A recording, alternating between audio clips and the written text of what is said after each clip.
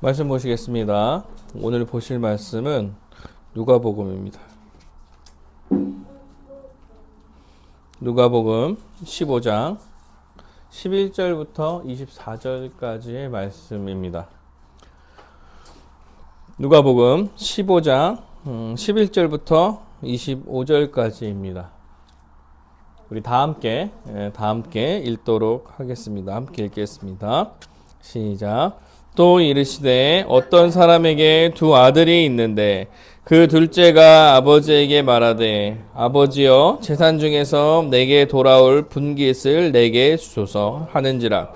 아버지가 그 살림을 각각 나눠 주었더니 그 후 며칠이 안 되어 둘째 아들이 재물을 다 모아 가지고 먼 나라에 나가 방탕하여 그 재산을 낭비하더니 다 없앤 후 그 나라에 크게 흉년이 들어 그가 비로소 궁핍한지라.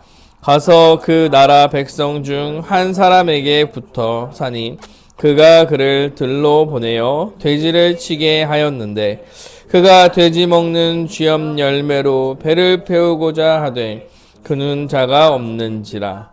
이에 스스로 돌이켜 이르되 내 아버지에게는 양식이 풍족한 품꾼이 얼마나 많은가. 나는 여기서 주려 죽는구나. 내가 일어나 아버지께 가서 이르기를 아버지 내가 하늘과 아버지께 죄를 지었사오니 지금부터는 아버지의 아들이라 일컬음을 감당하지 못하겠나이다. 하늘 은혜 하나로 보소서 하리라 하고 이에 일어나서 아버지께 돌아가니라. 아직도 거리가 먼데 아버지가 그를 보고 치근히 여겨 달려가 목을 안고 입을 맞추니 아들이 이르되 아버지 내가 하늘과 아버지께 죄를 지었사오니 지금부터는 아버지의 아들이라 일컬음을 감당하지 못하겠나이다 하나. 아버지는 종들에게 이르되 제일 좋은 옷을 꺼내고 손에 가락지를 끼우고 발에 신을 신기라. 그리고 살찐 송아지를 끌어다가 잡으라. 우리가 먹고 즐기자.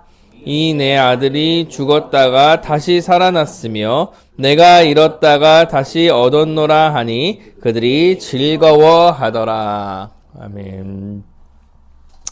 2025년 기도훈련 첫 시간에 첫 설교를 하려고 합니다. 제가 기도를 하려다가 다음 주부터 기도 훈련이지 하면서 기도를 멈추고 또 다음 주부터 해야지 이런 마음을 갖고 뭐 비슷한 마음을 같이 갖고 있었다고 생각해요. 근데 이제 뺄 수 없죠. 오늘부터는 기도할 때가 이제 진짜 됐구나. 그래서 기도를 좀 했으면 좋겠다라는 생각을 해 봅니다. 새롭게 기도 훈련을 하시는 분도 있고 계속 해왔던 분도 있고, 그래서 새롭게 하시는 분들은 설교를 들으면서 기도에 대해서 좀 알아가는 시간이 한 2달 동안 기도에 대해서 알아가는 시간과 기도를 경험하는 시간이 됐으면 좋겠고, 계속 들었던 사람은 다시 한번 기도에 대해서 생각해보는 시간이 되었으면 좋겠습니다. 기도라는 것은 사실 배워야 하는 겁니다.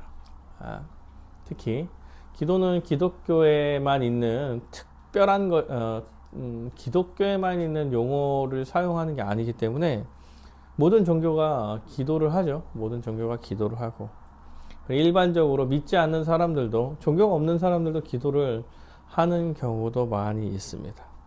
그래서 누구나 기도를 말할 때 기도에 대한 자기만의 생각과 상을 모두가 가지고 있습니다. 특히 우리나라 같은 경우에 샤머니즘이 아주 발달한 나라이기 때문에 샤머니즘적 사상을 가지고 기도를 생각하는 경우가 많아요. 그래서 사실 기도에 대해서 배울 필요가 있는 것 같습니다. 기독교의 기도는 다르냐 이렇게 얘기하면 다르죠. 다릅니다. 우리가 일반적으로 생각하는 샤머니즘적 기도랑은 조금 다른 느낌이 있습니다. 그러므로 기독교에서 말하는 기도가 어떤 것인지 이제 성경을 통해서 배워야 하는 것 같아요. 모든 종교가 기도가 있으니까 이제 기독교의 기도는 어떤지 알려면 내 생각과 내 경험으로 하는 것이 아니라 성경의 근거에서 기도가 어떤지를 좀 살펴봐야 하는 거죠. 제가 이거 설교를 준비하면서 그 유튜브에 기도 한번 이렇게 쳐봤어요. 어떤 설교가 있고 막 이러나. 근데 새롭게 하소서 아세요? 새롭게 하소서? 네, 새롭게 하소서에서 기도에 대해서 제일 이상하게 얘기하는 것 같고, 그나마 이제 오카는 목사님이 그래도 기도를 좀 잘 설명해 주려고 하는 것 같다는 생각을 좀 하게 됐어요. 새롭게 하소서에서 이렇게 얘기하더라고요. 기도가 되지 않을 때 낮은 데로 가십시오. 하나님이 거기 계십니다. 굉장히 추상적인 얘기죠. 낮은 데로 가면 지하로 가는 건가요? 이게 어떤 얘기를 하는 건지 사실 명확하지가 않은 얘기들을 계속 골라서 하는 경우가 많죠. 그래서 뭐 어떤 분은 윤석열 위해서 기도해야 된다고 막 그러대요. 그럼 실제로 기도하시더라고요. 저기 강남의 큰 교회 목사님은. 그래서 이게 정말 기도를 많이 어떤 건지 잘 몰라서 하는 얘기들이 많은 게 아닌가. 아니면 되게 추상적 얘기를 한다던가. 아니면 경험의 근거에서 성경에서 얘기하고 있지 않은 자신의 생각과 자신의 경험의 근거에서 기도는 제일 많이 얘기가 되어지는 것 같아요. 네. 그래서 우리가 기도를 자기 중심적으로 자기의 생각에 따라서 이제 기독교에서 교회에서 말하는 기도를 이야기하고 막 경험한다면요, 여러분 아마도 제가 생각하기엔 기도를 결국엔 안 하게 될 확률이 굉장히 커집니다. 왜냐면 기도를 하다 보면은 잘 안 들어주시는 것 같아. 내 생각대로 하다가. 그러면 이제 기도를 열심히 안 해서 그런가? 그리고 정성을 들이죠. 정성을 열심히 해요. 근데 열심히 했는데도 내 생각대로 결과가 나지 않으면 내가 뭔가 잘못한 게 아닌가 이런 생각도 좀 해보고, 하나님이 계신가 정말 이런 생각도 한번 해보고, 그래서 내가 예배에 늦어서 그런가? 헌금을 안 내서 그런가? 뭐 이런 생각들을 하면서 이제 기도와 조금씩 점차 멀어지는 현상을 겪게 됩니다. 그래서 사실은 이제 기도를 잘 모르기 때문에 그런 얘기들을 하고 있는 거죠. 그래서 배우는 거, 성경에서 말하는 기도가 무엇인지 배우는 게 되게 중요한 거죠. 근데 배우라고 그러니까 일단 배우고 나서 기도를 해야지, 또 이거는 또 아니에요. 일단 기도는 하고 습관을 들이는 게 매우 중요합니다. 그래서 제가 많이 얘기 드린 것 같아요. 기독교에서 기도를 얘기할 때 뭐 한 4가지 정도로 살펴볼 수 있는데, 하나는 기도가 뭔지 잘 알고 기도를 열심히 하는 사람. 한 명은 기도가 뭔지 잘 아는데 기도를 안 하는 사람. 한 명은 기도가 잘 모르는데 기도를 열심히 하는 사람. 한 명은 알지도 못하고 안 하는 사람이 있죠. 근데 알고 안 하는 사람보다는 모르고 하는 사람이 낫다. 아까 제가 말씀드렸어요. 그래서 먼저 기도를 배우라고 이야기하지만 기도를 배울 때는요, 배운 걸로 기도하면서 경험해 나가는 거예요. 경험이 안 중요하다 이렇게 얘기를 하는 게 아니라 배운 대로 기도하고 그 기도에 대한 경험을 가지고 하나님과 교제해 나가는 거죠. 그래서 기도는 동시에 진행되는 거예요. 배우는 것과 하는 것. 그래서 기도를 하는 것이 매우 중요하다라는 생각이 있습니다. 그 중에서 이제 골방 기도가 중요하죠. 골방 기도. 골방 기도라는 얘기했을 때 기도의 종류가 많은데 성경에서 이렇게 얘기하는 기도는 대부분 혼자 기도하는 시간을 갖는 거예요.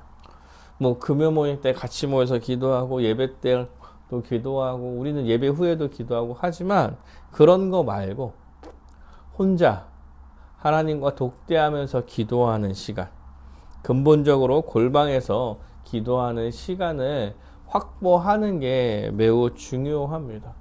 그래서 예수님께서 사역을 하시다가도 혼자 한적한 곳에 가서 혼자 기도를 하시는, 그리고 다시 와서 사역하시고, 기도를 하는 시간을 확보하는 게 중요합니다.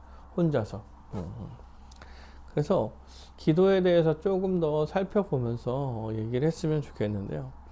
근데 기도를 이야기할 때 가장 근본적으로 말해야 되는 게 기도의 대상이 누구냐, 기도의 대상이 누구냐, 우리가 누구에게 기도를 하는 것이냐의 문제입니다. 그래서 오늘은 유명한 탕자의 비유죠. 이거는 하나의 스토리예요, 스토리. 하나의 비유를 통하여서 이제 기도의 대상이 되신 하나님에 대해서 살펴보려고 합니다. 내용을 좀 살펴보겠습니다. 또 이르시되 어떤 사람에게 두 아들이 있는데 그 둘째가 아버지에게 말하되 아버지여 재산 중에서 내게 돌아올 분깃을 내게 주소서 하는지라. 그래서 아버지가 그 살림을 각각 나눠 주었더니. 어떤 사람한테 아들이 있습니다. 두 명의 아들이 있어요. 첫째와 둘째가 있겠죠. 계속 뭐 창세기 때 우리가 많이 나눴지만 당시에는 첫째가 굉장히 중요한 사람이에요. 첫째가 분깃에 2배를 받죠. 분깃에 2배를 받아. 다른 형제들에 비해 2배를 받아요. 2배를 받습니다. 그래서 첫째 역할이 매우 중요하고 첫째가 그만큼 대우를 받는 거예요. 근데 둘째야, 둘째. 둘째가 아버지한테 말하는 거예요. 아버지한테. 아버지, 내게 돌아올 분깃을 주십시오. 주십시오. 이렇게 이야기합니다. 여러분, 그 아버지가 살아계실 때 아버지 재산은 아버지 거예요. 아버지 거. 네, 아버지 거죠. 아버지가 돌아가시면 아버지의 재산이 상속되죠. 상속. 네. 살아계실 때도 줄 수 있습니다. 우리는 이거 증여라고 증여하는 거죠. 그런데 여러분, 살아계셨을 때의 아버지의 재산은 아버지의 권한 아래에 있는 거죠. 아버지의 권한 아래에 있는 거예요. 그래서 아버지 마음입니다. 아버지 마음이야. 주든 말든 그것은 아버지가 결정하고 아버지의 마음이야. 근데 둘째가 얘기한 거예요. 어차피 내가 받아야 될 내 분깃이 있지 않습니까? 어차피 받아야 할 분깃이 없을 수도 있잖아요. 아빠가 내년에 망할 수도 있는데. 그런 건 사실 없어요. 사실 이 얘기는 뭐냐면요. 아버지 어차피 죽을 때 줄 거 아니에요. 이런 얘기를 하는 거예요. 그렇게 얘기를 하는 거죠. 불효한 자식이요. 아빠 어차피 죽을 때 줄 거 미리 땡겨 주세요. 아빠 얼마 안 남았잖아. 이런 얘기 하는 거랑 비슷해요. 얼마 없으면 죽으실 건데 뭘 그걸 재산을 싸고 가려고 그러냐고. 이런 식으로 얘기하는 거와 사실 비슷합니다. 네. 저 같으면 내쫓겠죠. 내쫓아야 될 아들이죠. 근데 얼마나 긍휼한 아버지인지 그 말을 듣고 각각의 살림을 나눠 줍니다. 참 아버지가 긍휼이 많은 사람으로 나타나고 있는 거예요. 어떻게 보면 망나니 같은 자식한테 죽기 전에 돈 달라고 이렇게 얘기한 자식한테 그래 하면서 나누어주는 아버지죠. 13절 보면 그런다. 그 아들이 재산을 받고 나서 이제 뭘 하냐면 며칠 후에가 안 돼요. 둘째 아들이 재물을 다 모아가지고 먼 나라로 가서 허랑방탕하게 그 재산을 낭비하더니. 예.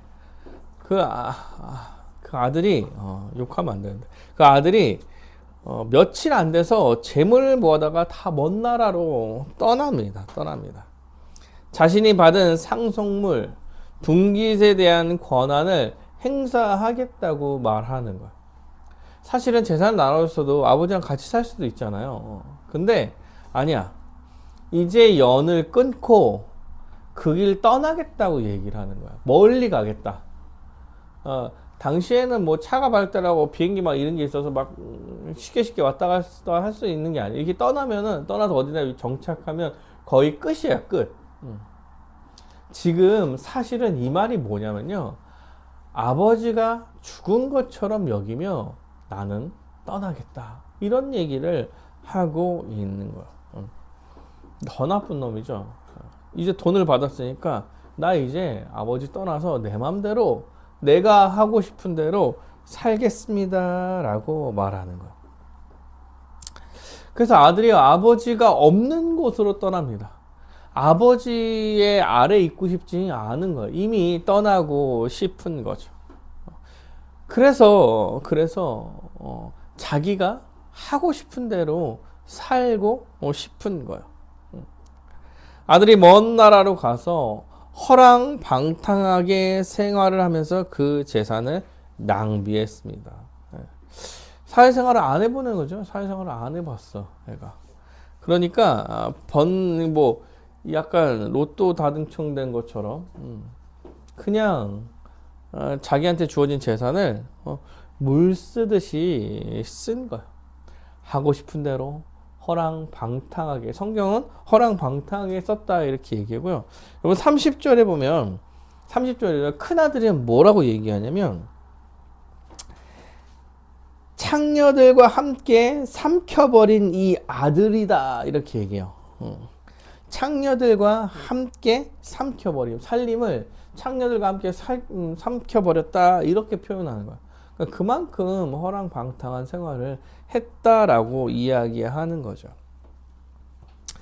사실은 이 아들의 모습은, 이 둘째 아들의 모습은 죄인의 아주 근본적이고 표면적 모습을 좀 나타내고 있는 것입니다.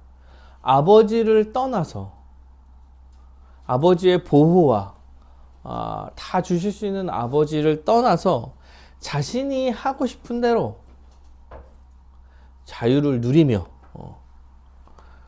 방탕하게 생활을 한 거죠. 집에 있었으면 이렇게 못 살았겠죠. 자기 것도 아닐 거고.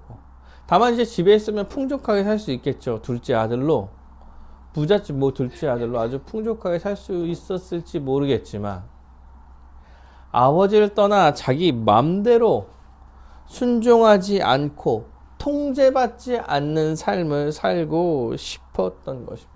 아주 좋아 보이죠. 아주 좋아 보이죠. 통제받지 않고 내 맘대로 산다. 자유를 누리며 네 하고 싶은 대로 해라.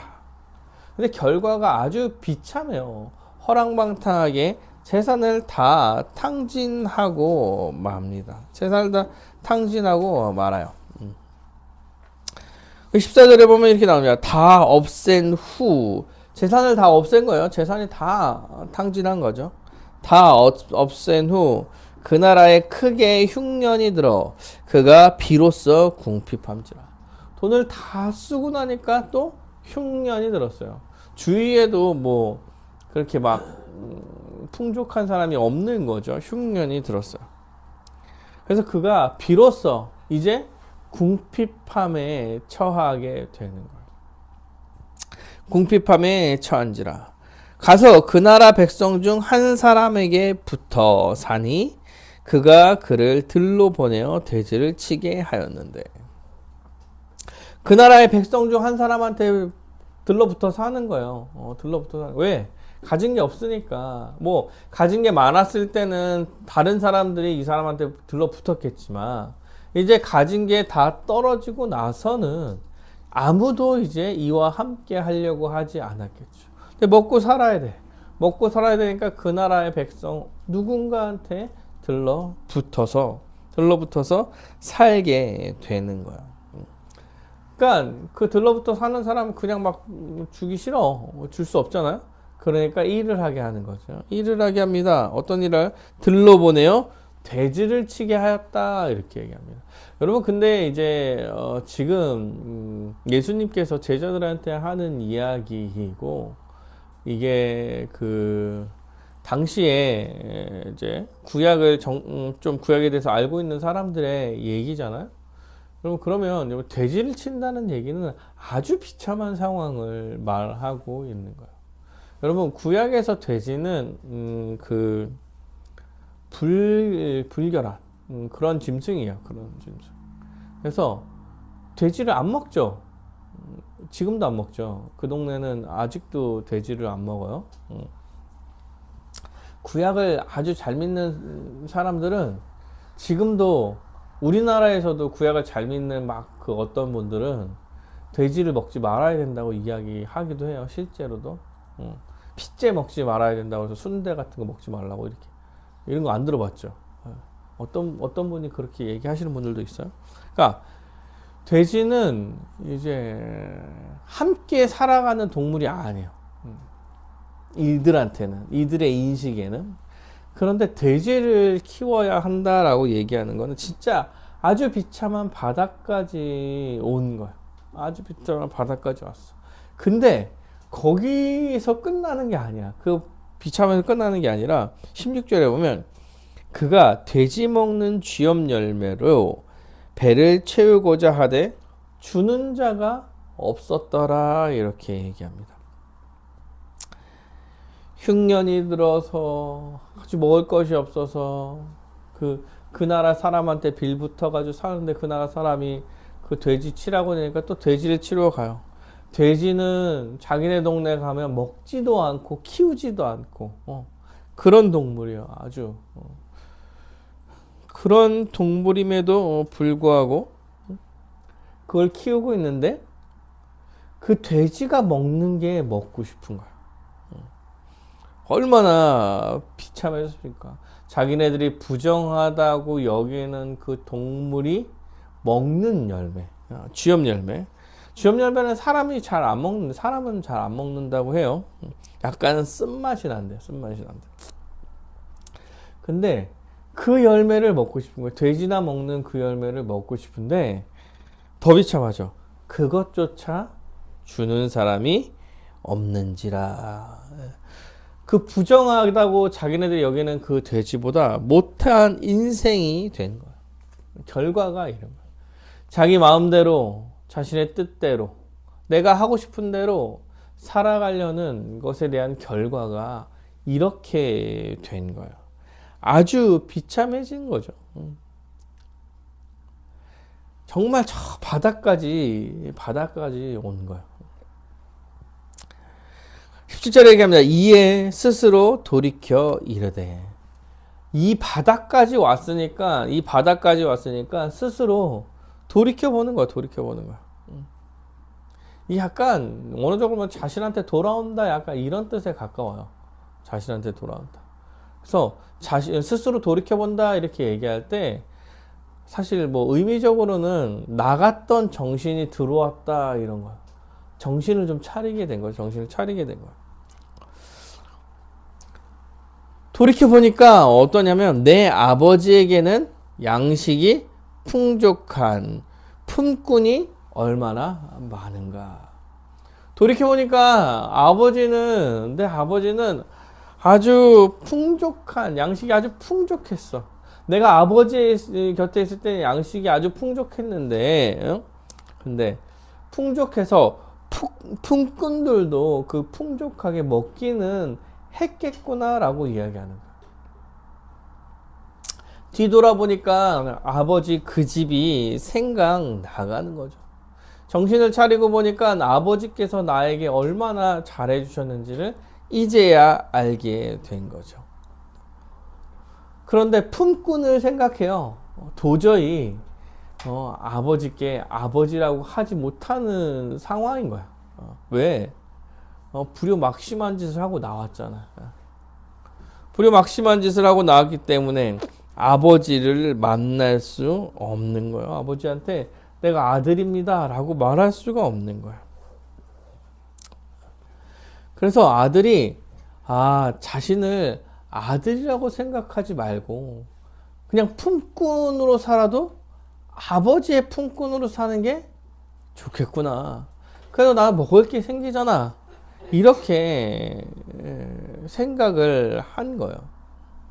그래서 아버지의 품꾼이라도 돼야겠구나 라고 생각한 것입니다.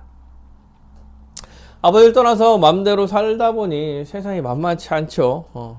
하고 싶은 것을 마음대로 힘껏 살다 보니까 이제 자신이 얼마나 부족하고 죄인이고 이런 것을 깨닫게 된 거예요.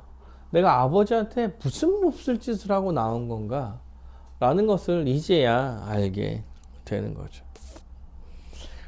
그래서 18절에 이렇게 얘기합니다. 내가 일어나 아버지께 가서, 내가 일어나서 이제 아버지께 가서 이르기를, 아버지, 내가 하늘과 아버지께 죄를 지었사오니 지금부터는 아버지의 아들이라 일컬음을 감당하지 못하겠나이다. 나를 품꾼의 하나로 보소서 하리라 하고. 이거 무슨 얘기예요? 아버지한테 간 게 아니라 아버지한테 갈 연습을 하는 거예요. 지금 이제 내가 일어나 아버지께 가서 이렇게 얘기해야겠다. 내가 진짜 죄를 지었습니다. 지금부터는 아버지의 아들이라고 일컬음 받기도 감당하기도 어렵다. 내가 진짜 너무 죄를 지어서 그렇게 감당하면서 대우받으려고 내가 온 게 아니라 품꾼으로라도 나를 한번 받아 주십시오 라고 말해야겠다.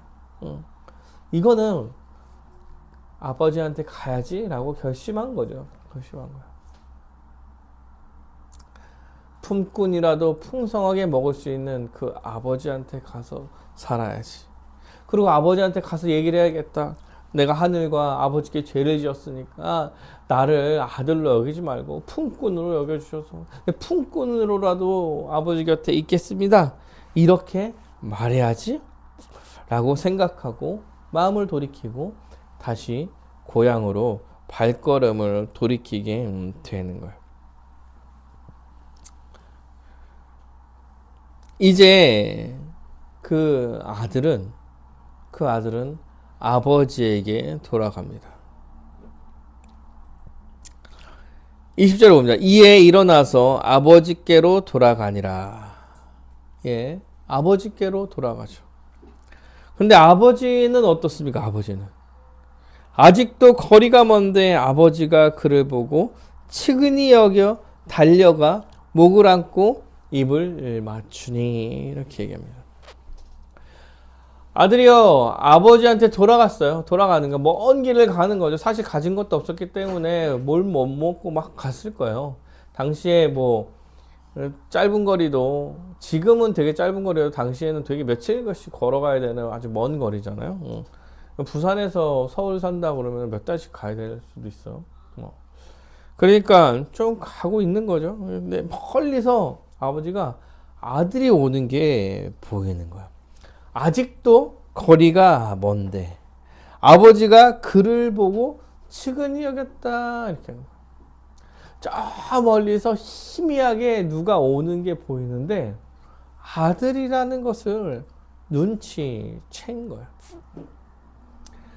아버지는 먼 곳에 있어도 그 아들을 알아봅니다. 아버지가 눈이 좋아서 그런 걸까요? 아버지가 눈이 좋아서 그 아들을 알아본 걸까요? 아니죠. 아버지는 떠난 그 순간부터, 아들이 떠난 그 순간부터 그 아들을 그리워하고 있었던 거예요. 그래서 그 문 밖에 앉아 사실은 아들이 오는 것을 계속 기다렸을지도 몰라. 아들이 언제 오려나? 한 번은 오려나? 계속 어떻게 변했을지도 모를 그 아들을 기다리고 있었던 거죠. 저 멀리서 오는 그 아들을 한 번에 알아봅니다. 알아보고 어떻게 해요? 그를 측은히 여겨요. 측은히 여겨. 멀리서도 보였던 것 같아요. 그의 행색이 어땠는지. 측은히 여겨서 그에게 달려가 목을 끌어안고 입을 맞춥니다. 아버지는 지체할 생각이 없어요. 멀리서 보는 순간 달려가요. 뭘 재거나 하지 않아. 그냥 달려가. 달려가서 그를 끌어안습니다. 드라마 같았으면 올 때까지 기다리죠. 왜 왔냐? 나 싫다고 떠났으면서. 뭐 마음이 그러지 않아도 그렇게 한 번에 할 텐데 그럴 생각이 없어. 뭐 그런 밀고 당기고 뭐 이런 거 할 생각이 없어요. 달려가. 돌아왔다는 것 자체만으로 너무 기쁜 거야. 여러분 생각해 보십시오. 그 아들의 행색이 어떻겠어요? 어떻겠어요? 돼지랑 놀다가 돼지가 먹는 열매조차 못 먹는 그런 뭐 어디서 좀 씻었겠습니까? 뭐 그런 거 없겠죠. 그러면 지금 뭐 하면 지금 서울역 가면 볼 수 있는 그 노숙자들과 거의 비슷한 모습으로 왔을 거라는 생각이요. 왔을 거야. 그런데 뭐 냄새가 나냐 뭐 이런 게 상관없어. 가서 끌어안고 입 맞추는 거야. 저는 못할 것 같아요. 그 냄새 나고 일단 씻으라고 그럴 것 같죠. 아무리 잘해도. 근데 끌어안고 입 맞추는 기쁨의 표시인 거죠. 아들이 아버지를 이제 만난 거예요. 아들은 뭐랬어요? 아들은 멘트를 하나 준비했잖아요. 멘트를 하나 준비했잖아. 그래서 아들이 입 맞추고 있는 아버지한테 이야기합니다. 아들이 이르되 아버지여 내가 하늘과 아버지께 죄를 지었사오니. 아까랑 똑같은 얘기예요. 멘트 준비한 거니까. 지금부터는 아버지의 아들이라 일컬음을 감당하지 못하겠나이다. 하나. 22절에 뭐라냐? 아버지는 종들에게 이르되 제일 좋은 옷을 내어다가 입히고 손에 가락지를 끼우고 발에 신을 신기라. 그리고 살찐 송아지를 끌어다가 잡으라. 우리가 먹고 즐기자. 아버지가 달려와서 끌어안고 입 맞추는데 아들은 준비한 멘트를 하죠. 아버지 제가 너무 잘못했습니다. 제가 아들이라고 뭐 불릴 수가 없습니다. 더 이상. 근데 아버지는 아들의 얘기가 들리지 않아요. 아들이라 일컬음을 받지 못해. 그래 가서 가서 옷 입혀라. 목걸이에 반지 껴라. 이렇게 얘기하죠. 사실 어떻게 보면 이게 동문서답인 거예요. 동문서답. 아들은 아들이 아닙니다. 근데 아버지는 그런 얘기 들리지 않고 옷을 입히고 손가락질 끼우고, 손가락질 끼운 건 내 아들이라고 표현하는 거야. 내 아들이. 발에 신을 신기고. 이 집 아들이야. 이 집 아들이 도와줬어. 살찐 송아지를 잡아요. 살찐 송아지를 잡는 이유는 뭡니까? 살찐 송아지를 잡는 건 파티예요. 파티. 먹고 즐기자.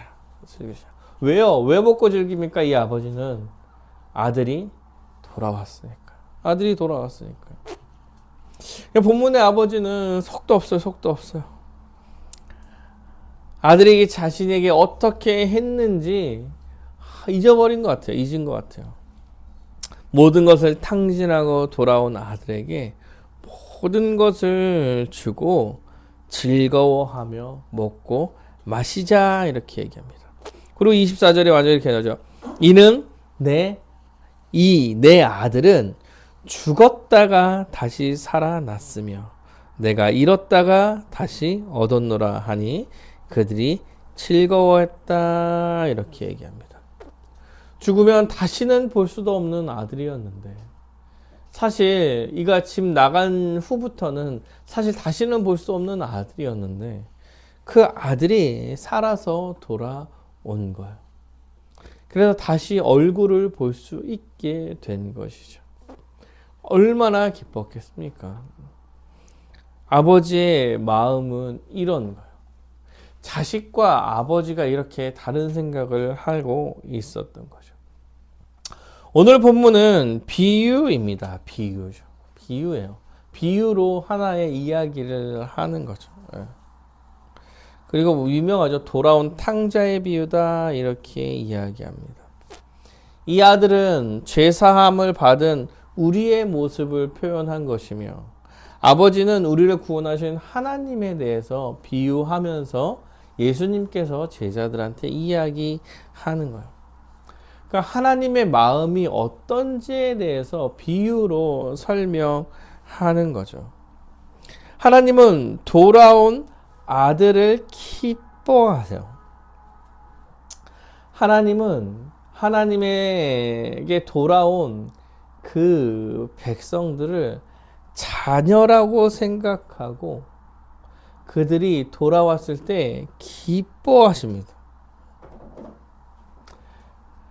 그 아들들이 돌아오길 간절히 기다리며 문 밖에 나가서 그가 멀리서 올 때도 알 정도로 기다리며 그가 그의 모습을 보이기를 바라는 그 마음을 갖고 계속 기다리는 아버지가 하나님이라는 얘기예요.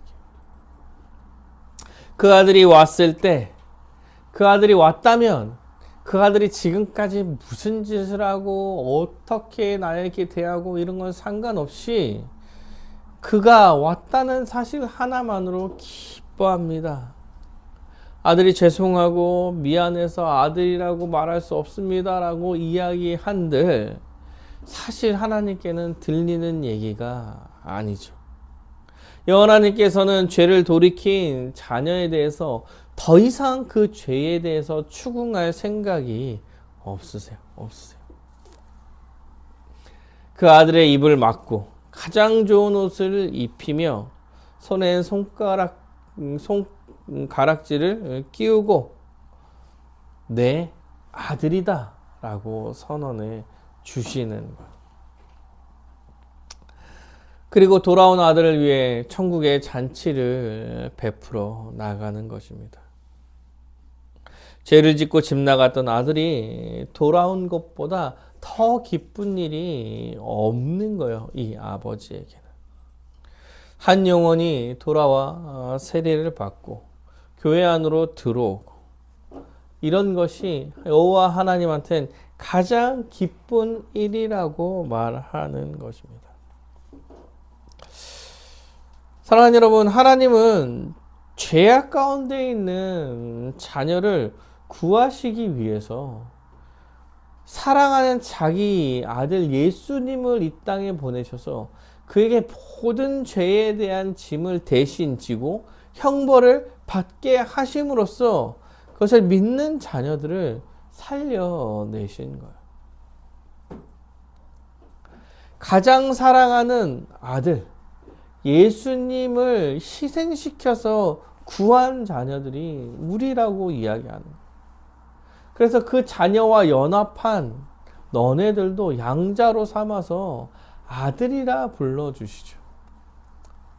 그래서 우리는 여호와 하나님을 아버지라고 부릅니다. 아버지라고 불러요. 아무나 부를 수 있는 게 아니죠.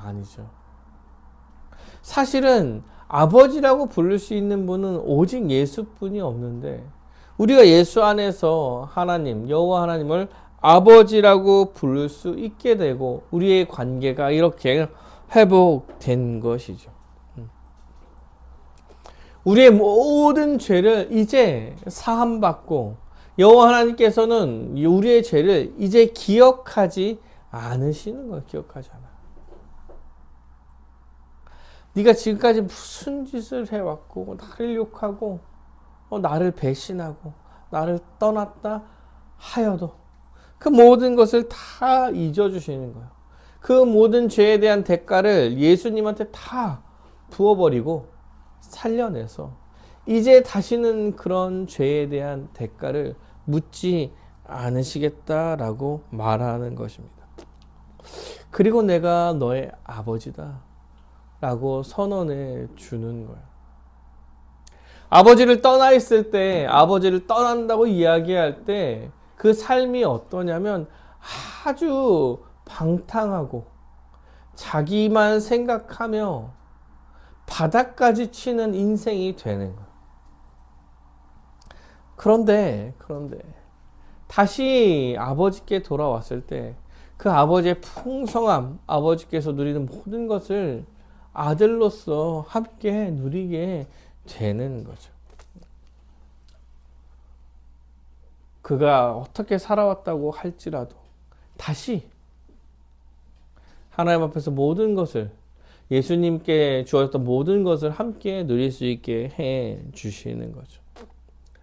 사랑하는 여러분, 우리가 기도할 때 하나님 아버지다 이렇게 선언하며 기도하죠. 하나님 감사합니다. 하나님 아버지 감사합니다. 우리가 기도를 이렇게 시작하지 않는 사람이 사실 거의 없죠. 하나님을 아버지라고 부르며 시작합니다. 우리의 기도의 대상이 되신 분이 그런 아버지다라고 말하는 거예요. 사랑하는 아들조차 희생시키며 구원해낸 그 아들들,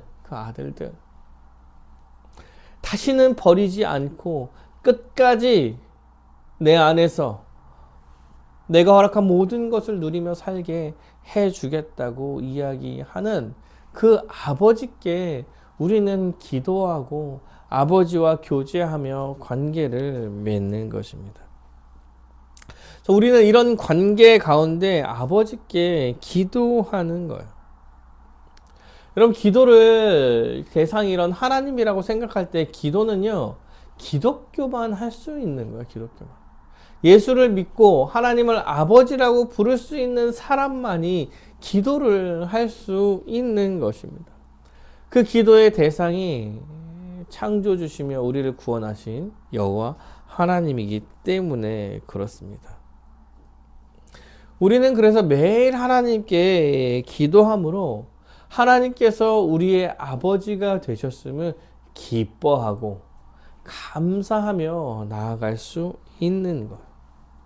하나님 아버지와 깊은 교제를 하면서 하나님께서 베푸신 구원의 은혜를 기억하고 그것을 감사하며 매일매일 하나님 앞에 나가는 것이 기도하는 것입니다. 그리고 아들을 걸어 우리를 구하신 아버지께 감사하고 또한 그렇게 구해낸 우리를 귀하게 여겨주실 거라는 사실을 믿는 거예요. 이미 우리를 구해내셨다는 것을 믿는 거죠. 그래서 우리가 기도할 때 우리는 기도할 자격이 없습니다. 기도가 잘 안 됩니다. 이런 말을 하기가 사실 어려운 거야. 기도할 자격이 없다니요. 하나님의 아들만 기도할 수 있다니까요. 이미 예수 안에 들어온 사람들만 기도할 수 있다니까요. 다시는 그런 죄를 기억하지 않는다고 얘기하시는 하나님께 기도하는 거라니까요. 여러분들이 어떤 모습을 갖고 있든 하나님께서 받으시겠다고 이야기하는 거예요. 우리는 어떤 모습을 가지든 주님 앞에 서서 기도할 수 있고 기도를 해야 되는 거예요. 그래서 기도할 자격이 없네, 기도가 잘 안 되네, 이런 얘기는 우리는 사실 하면 안 되는 얘기야. 안 돼. 그냥 기도를 하는 거죠. 왜? 여호와 하나님께서 우리를 사랑하셔서 그 기도를 들으시고 함께 하시며 교제하시겠다고 하시잖아요.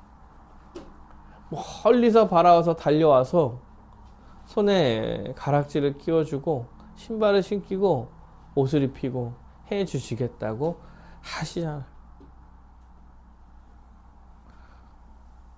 나는 아들이라고 말할 수 없어요 라고 얘기하는 자녀들한테 그지 아들이라고 선언해 주시잖아요. 그래서 우리는 어느 순간 어느 때도 기도하는 삶을 살 수 있는 거예요. 왜냐하면 대상이 여호와 하나님이기 때문에 그렇습니다. 여러분 명확하게 기억하셨으면 좋겠습니다. 우리의 기도의 대상은 여호와 하나님이세요. 그분께 기도하는 거죠. 그리고 이미 그분께서 우리에게 많은 사랑을 베푸시고 우리를 아들로 여겨주시며 예수 안에서 하나님의 아들로 여겨주셔서 하나님과 함께 살아갈 수 있게 해주신 거죠. 그렇게 구원받은 자로 하나님의 백성으로 여호와 하나님과 기도를 해 나가신 것입니다. 아들로 여겨주실 거예요. 무엇을 하든 여호와 하나님께서는 우리에게 다 가장 좋은 것을 허락해 주실 것이에요. 우리는 이것을 믿고 기도를 하는 것입니다. 말씀을 마치려고 합니다. 사랑하는 여러분, 우리의 기도의 대상이 되신 분은 여호와 하나님이시고 우리의 아버지가 되시는 분입니다. 그 아버지는 우리에 대한 마음을 아주 넓게 깊이 사랑하는 마음으로 갖고 계세요. 우리가 어떤 모습이든 그 전의 모습이 정말 더 거지 같았거든. 그래도 사랑하신다. 그런 분께 기도하며 그런 분 앞에 나아가서 이야기하고 나누는 것이 기도라는 사실을 기억하며 우리 기도를 잊지 않고 해 나가는 여러분이 되시면 좋겠습니다.